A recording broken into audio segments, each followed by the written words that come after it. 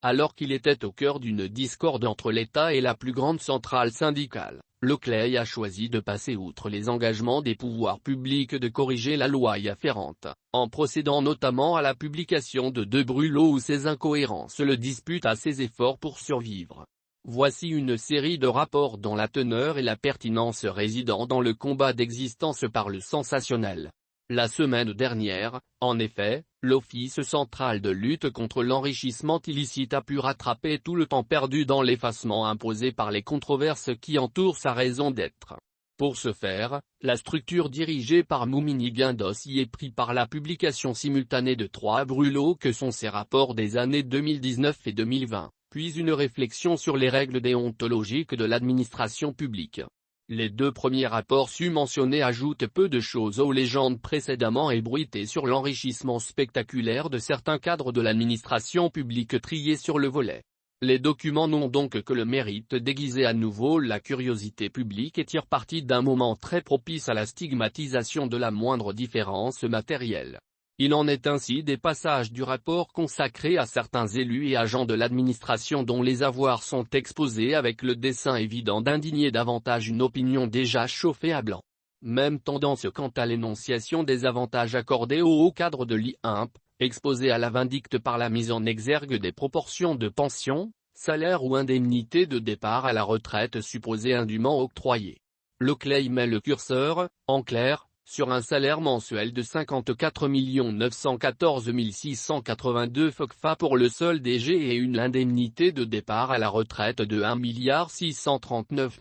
465 154 FOCFA pour l'agent comptable tandis que le GA bénéficie d'une pension mensuelle de 6 230 906 FCFA. Autant d'autres avantages consignés dans l'accord d'établissement de l'INP et avalisés par le conseil d'administration de celui-ci, mais vivement remis en cause dans le rapport au motif d'une entrée en vigueur juridiquement prématurée. Quoique retenu comme une entorse à la régularité, Locley n'a paradoxalement pas jugé opportune une rétorsion au-delà du remboursement des trop-perçus et de la révocation des textes y afférents. Les auteurs présumés des dites irrégularités sont ainsi épargnés par la procédure judiciaire que la structure recommande pour tous les cas de présomption de variation substantielle de patrimoine. Et, pendant que l'identité des personnes de cette catégorie jouit d'une couverture par l'anonymat, les projecteurs sont braqués dans la moindre réserve sur les cadres de l'INP à coups de descriptions et commentaires à tronquer la rigueur scientifique du rapport.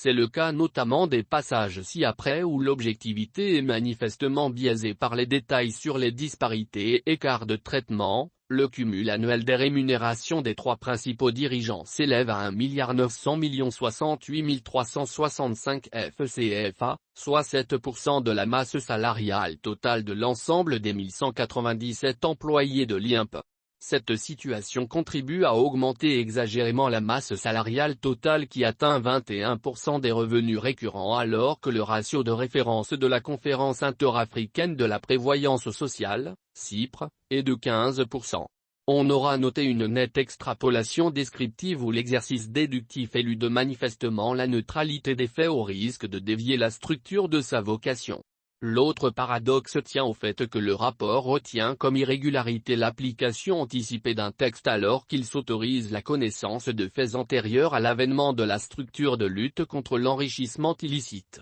En effet, l'ordonnance de la création de Locley date de 2014 et certains des actes fondateurs de 2015 alors que la plupart des biens mobiliers et immobiliers épinglés remontent parfois à plus d'une décennie. La question était d'ailleurs d'un quiproquo entre les autorités maliennes et les syndicats de l'administration dont les réserves, portées par Linton, avaient fait l'objet d'un protocole en bonne et due forme entre l'État et la centrale syndicale. Il nous revient que les partis se sont notamment engagés à suspendre toute activité de Locley avant la relecture de la loi y afférente afin de tirer au clair la question de la rétroactivité du texte et d'en corriger les manquements à l'égalité des catégories de citoyens quant à l'astreinte à la déclaration de biens. Comme quoi, la publication des rapports avant d'apporter les corrections nécessaires pourrait être perçue comme une provocation susceptible d'entraîner un nouveau lever de bouclier du côté des syndicats de l'administration publique.